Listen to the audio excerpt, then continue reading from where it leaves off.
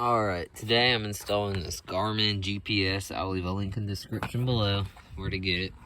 I got it off of Amazon for about 120 bucks.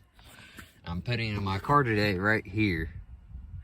Well, it comes with this USB cord thing to a cigarette lighter, and I don't like that. I don't like wires being everywhere. I like them hidden away.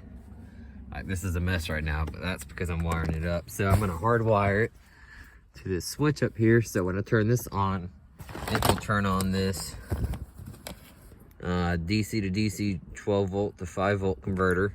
It has a USB port, and that will plug into this right here, like that.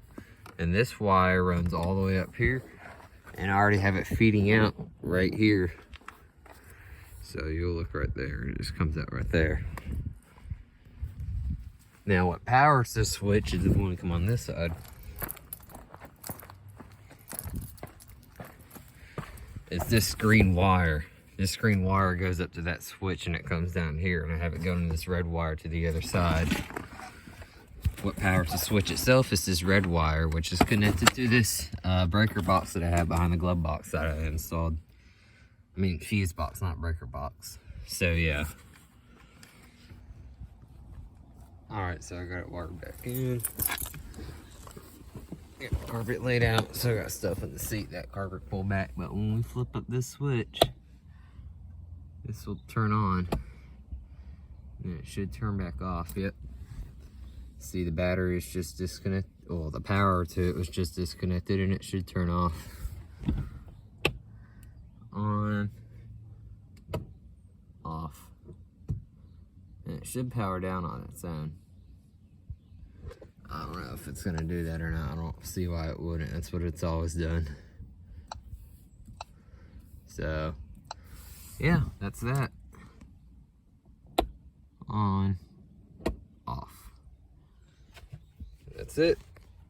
Alright, so just a little bonus part. In my next video, I got this dome light here. Got it off of a cop car.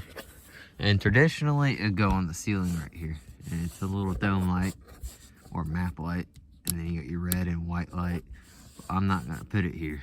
I'm looking to put it in the trunk, and I don't know if I want it somewhere up here around this area so it can shine down on all my stuff, because the dome light in here is not all that powerful. There it is right there.